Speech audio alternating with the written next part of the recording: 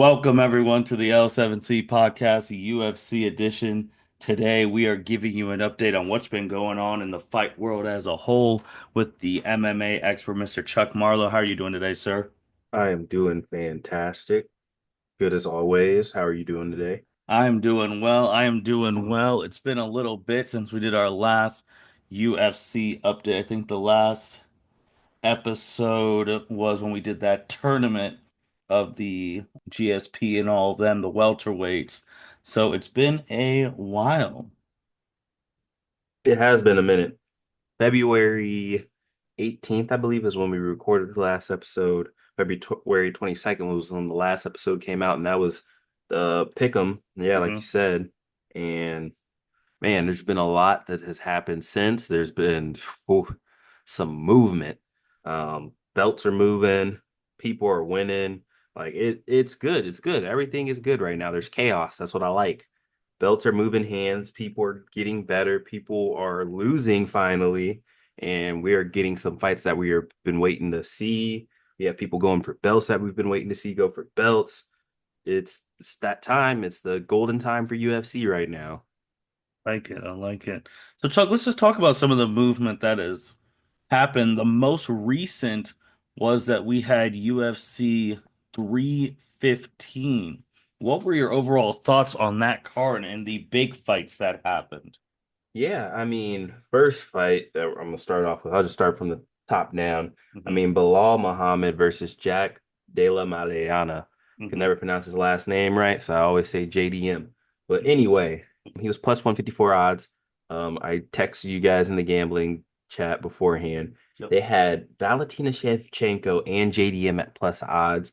It was plus 459 if you combine both of them together, which I did. And I mean, that paid out. And yeah, I don't know why he was an underdog in this. I mean, I guess because Bilal's the new champion, but I mean, to win in the fashion that he did, I mean, Bilal Muhammad, everyone hated as a fighter because they thought he was boring. All he wants to do is wrestle. I mean, which he did do some wrestling. He got three takedowns out of the nine, but 155 strikes to 200. He actually stayed and banged for a little bit, which, as you could see, he doesn't have the hands that JDM has. And I've been waiting to see if JDM could make it up to the top the way he did. And he kind of got that fight. And not everybody was expecting him to be the next one to go for the welterweight title. But I'm excited that he did, and I'm excited that he's the champion. I'm waiting to see what he does next that shakes things up even more in the welterweight division as people keep losing. Leon Edwards, and Yeah. What's we going on have with things him? shifting around. I mean, it's what happens to every champion when they lose. Hmm. You've seen it with Kamaru Usman, you've seen it with Tyron Woodley, you've seen it with others in that welterweight division. I mean, you've seen it with Israel Adesanya. I mean, he's kind of bouncing back right now, but actually, no, take that back. You've seen it with Israel Adesanya because I remember he lost his last fight. But yes, like everybody's moved. Like when someone loses, it does something to your psyche. You start second guessing yourself more. And when you're fighting, you don't really want to second guess yourself. You don't want to hesitate. You want to have some caution, but you don't. You lose that confidence that you have to walk opponents down sometimes.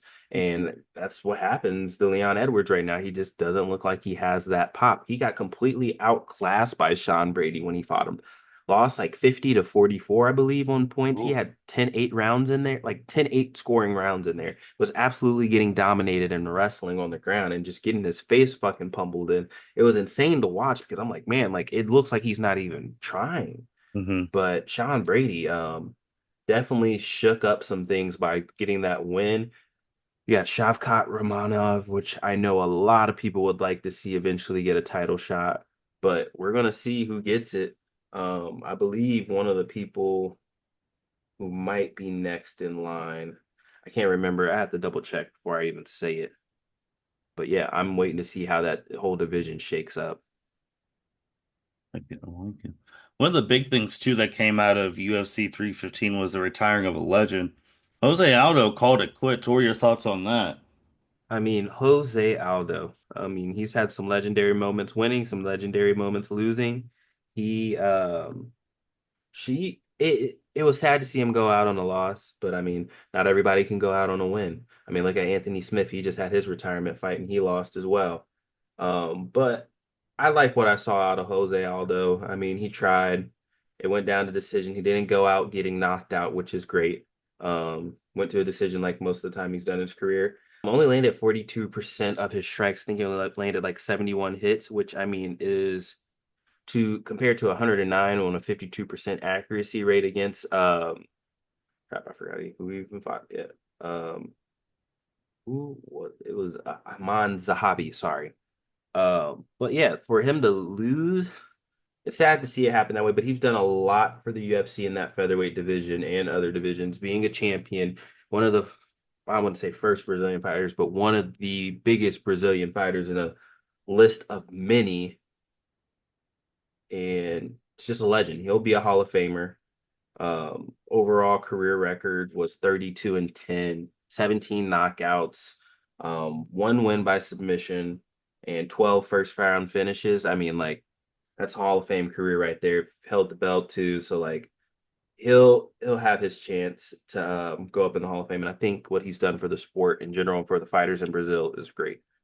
So he's a UFC legend through and through. Shout out to him, man. Shout out to him. So now, any events before UFC 315 that you want to highlight? Um, Corey Sandhagen versus Davison Figueiredo. Hmm. That was a UFC fight night event. Sandhagen went out there and completely did his thing. I mean, he outclassed him, won by what I think it was second round finish, Hmm. knockout, TKO. And to do that to someone like Davidson Figueiredo, who's moved up in weight class and has like crazy knockout power at that weight now, and to continue to do his thing and move up in this bantamweight division, he's put everybody on notice already. And I can't wait to see what he does next as he tries to go for gold again. In that division, though, I'm trying to think. I mean, there's too many fighters in the bantamweight division. So he's got to still go through a few dogs to get finally to the champion, which is crap. Brain, think, Marab. So I don't know if he's gonna be able to handle that wrestling, but he's probably gonna fight either Piotr Jan or Sean next to maybe get at that one or two spot in the rankings. Because right now I think he's at four. And so well, I'm waiting to see how that goes. Well, you brought up Marab and you brought up Sean, so let's just already perfect segue. Fast forward. That's the main event of co-main event of UFC 316. Marab versus Sean O'Malley. O'Malley's currently the underdog plus 260 per UFC's website. Who you liking in this fight?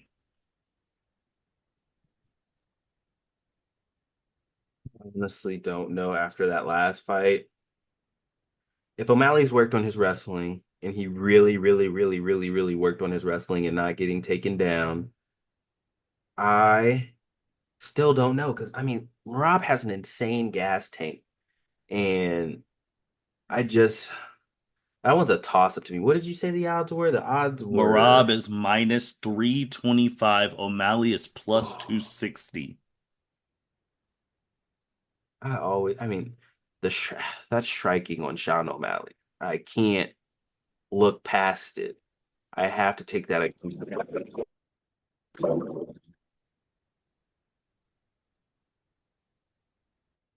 Oh, we have some technical difficulties. One moment.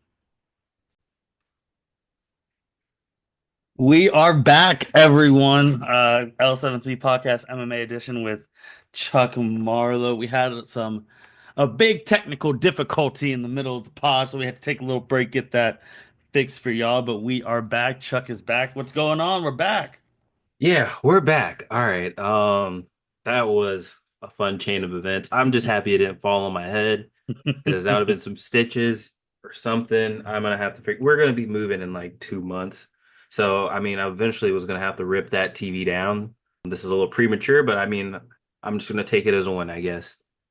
Right. Where we last left off, Chuck, we were talking a little bit about UFC 316 with Sean O'Malley being a plus 260 underdog to Marab, and you were giving your thoughts on that. Yeah, I don't remember exactly where I left off with my thoughts, but I do remember.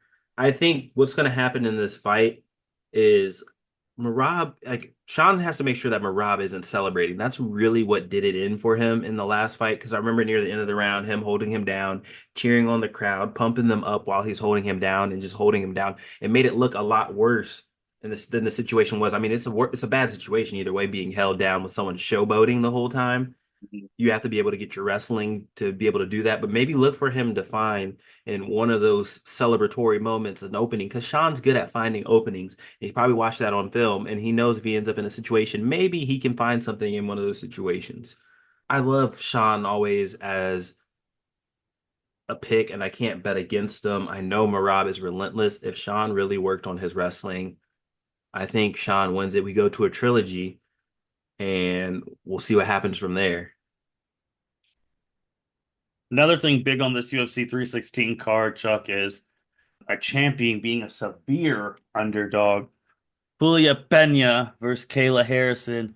Pena is the champ. This is for the women's bantamweight title belt. She's the champ.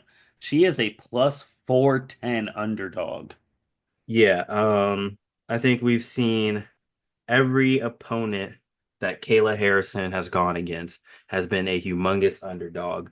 And I think she's shown us reasons why they're a huge underdog. I mean, she is just an absolute unit. She is relentless.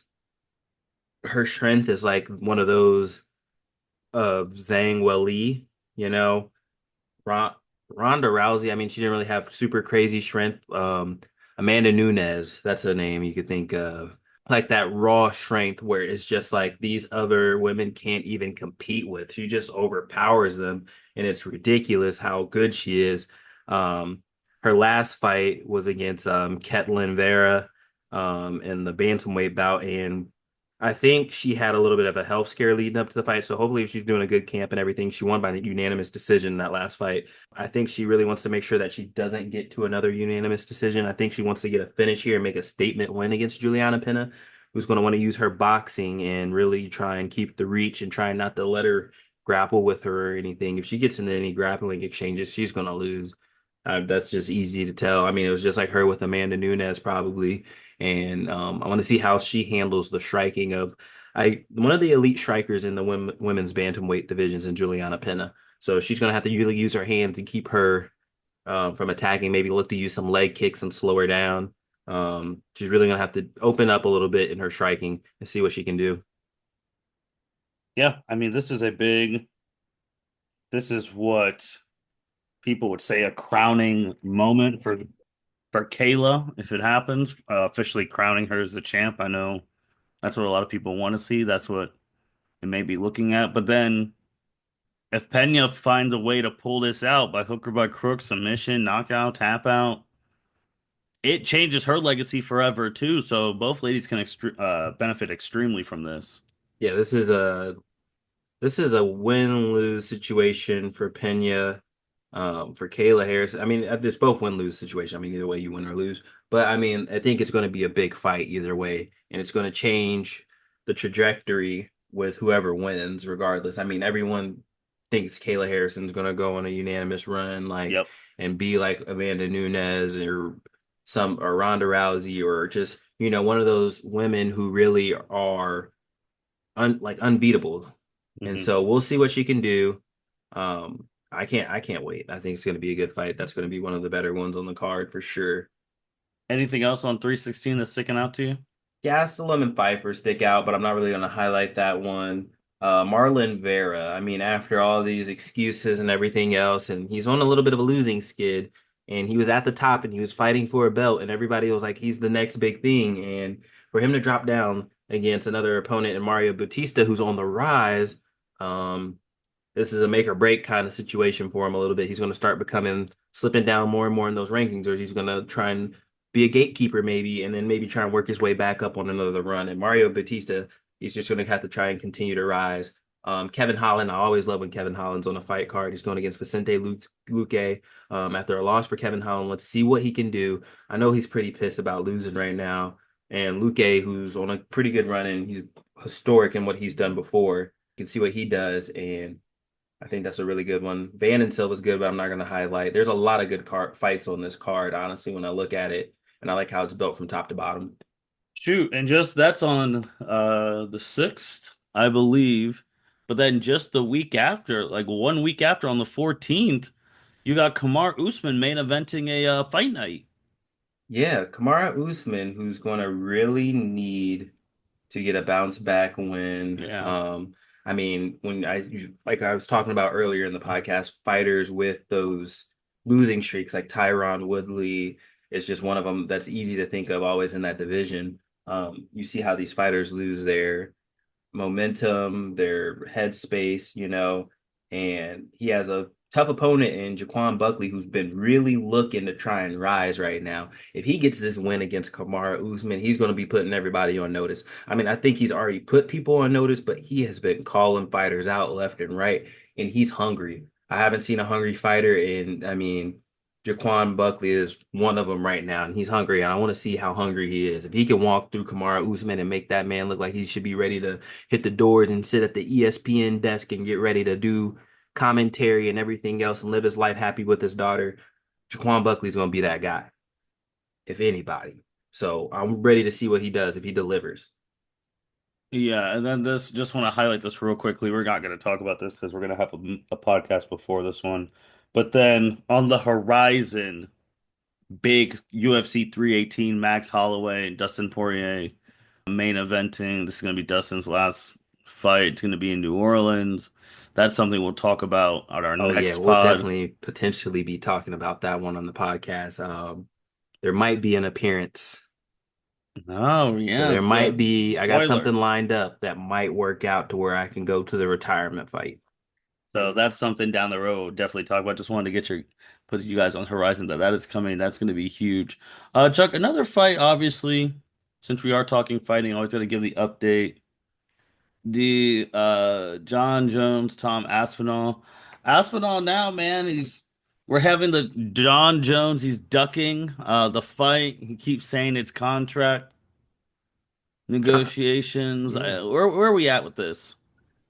John just wants to get paid. I mean, at the end of the day, that's really what he wants. He wants a big pay. He wants to break the bank. He Hmm. wants record numbers because he believes he is the best fighter of all time. And I mean, who's to say that he's not? Hmm. I mean, you can have the debates. I mean, debates are going to be endlessly opinionated at the end of the day, most of the time. I'm not going to debate who's the pound for pound GOAT. I don't know who the pound for pound GOAT is, honestly, if Hmm. I really had to look at it. But I think John just wants to break the bank. He wants to be that guy. He believes and knows he's that guy for the UFC. So he wants that. He wants LeBron numbers. He wants to be, I'm LeBron. I demand things and I shake things up and you help me out and I help you out.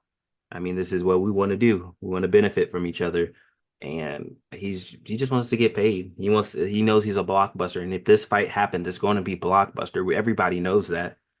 Build up the hype, get everybody on the hype train, make everybody wait, and then just make everybody excited. This is really what he's trying to do. Fair enough. Fair enough. Fair enough. As we all patiently await for when that fight is going to be official, because we know it will be official eventually. We're just casually waiting for that one. A fight that has become official, not in the UFC, but this is official.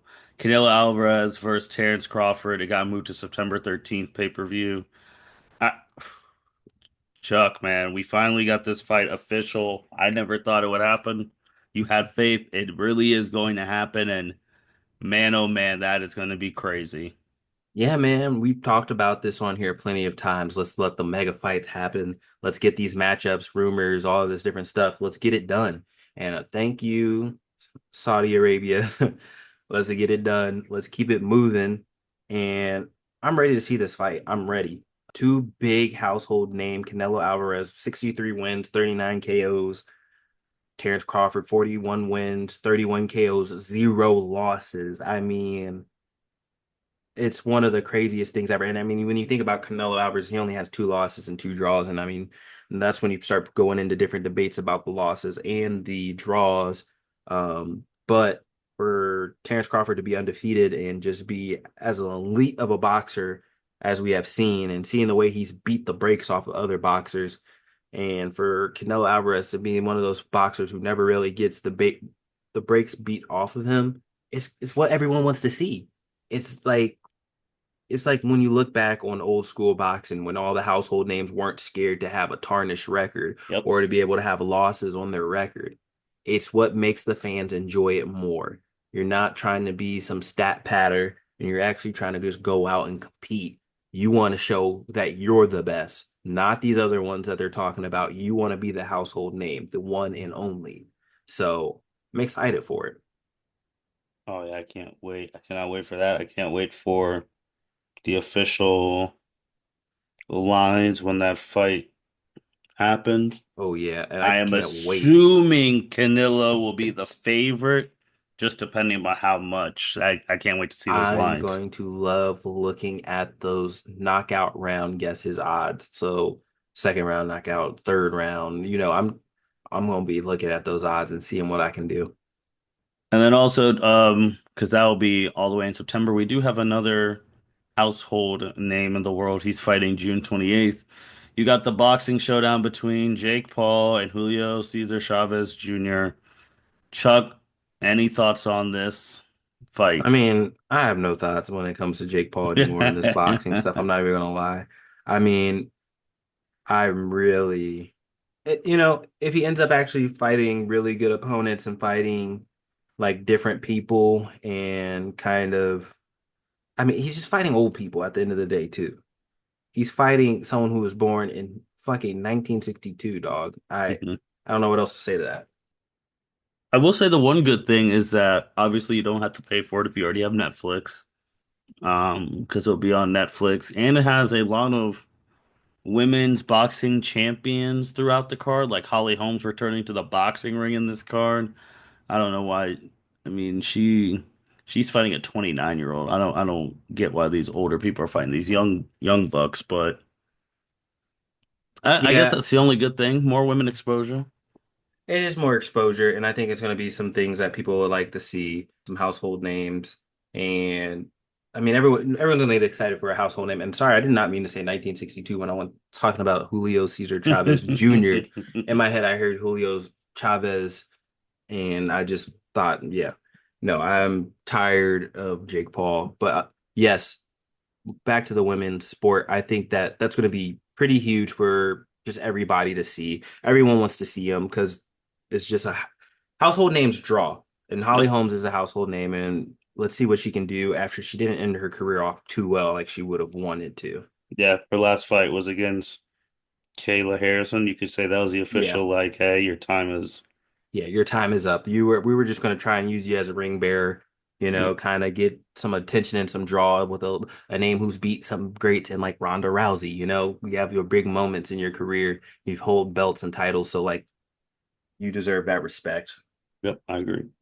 I agree with that. I agree with that. Chuck, what else is going on in the fight world? I know this month of June is gonna be crazy with the two UFC events coming up, and then Yeah, obviously Paul's fight. Like June looks like it's gonna be pretty stacked. yeah, June is going to be a big month for UFC. I mean, you even have Khalil Roundtree Jr. versus Jamal Hill. You have Ilia Tapiora versus Charles Oliveira. I mean, to move up to the weight class and fight against a person like Charles Oliveira, I think that's going to be a great fight. I can't wait. The high level striking.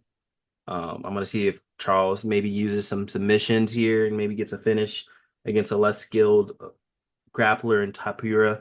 And if he can find some type of opening or gap, I can't wait. That's going to be exciting. That's going to Why be are they really going exciting. why are they going so hard in June though? Just now looking at it, I mean, starting June, June the first there's a UFC fight every weekend of June. June 7th, June 14th, June 24th, and June 28th. Every Saturday in June there's a UFC event. I mean, it's summertime. People are free. People got time to go do things, go to events, have some fun. So, I mean, have it at this time of the year. I mean, they're kind of traveling all over and all around the world, as you can see.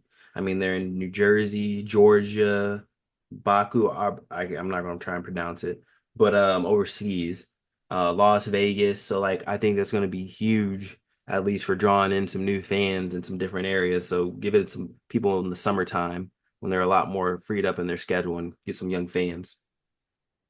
Yeah, because just it's crazy they have something every week of June, and then they don't have anything in July, literally until Holloway and Dustin Poirier, July 19th, and then they have something July 26th. Then there's a break, UFC 319, Saturday, August 16th. UFC 320. Currently, we do not have a main event for that, Chuck. September 13th, that's about what, 3 years, 2 years? I don't remember when John last fought. I mean, I don't think, what will he they waits do so on that though? fucking long. Because that's the Crawford But Canelo fight. that's also going to be probably because it's in Guadalajara, Hmm. Mexico. Yeah. Probably another heritage event.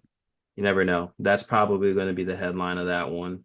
But I mean, Well, even you have Duplessis versus Chimaev before that too, so they feel like that's probably great enough. Maybe look for 319 to get stacked up or October. You never know. John will make everybody wait. He don't care. I just think you can't have something too crazy if because that could be just if they do have something crazy that day. That is just an Omega fight day because you have that and then you have Canelo and Crawford the same day. We got to wait for the John getting in trouble Oh situation boy. event to happen first. I'm kidding. I'm kidding, John. I hope I. All right. You know what? I shouldn't have said it, and I shouldn't have wished it. See, now you're But saying that this is when Conor McGregor randomly comes out and says he wants it. who knows? Connor's too many endeavors right now. Too many endeavors. Ah, Chuck, anything else, man? I mean, just look out for all these events that get announced right now. I mean, it's a good time for the sports. There's big names getting announced, so everyone's starting to look back at us, look back at the screen and see what's happening. They're watching, they're freeing up their schedules to watch on Saturdays.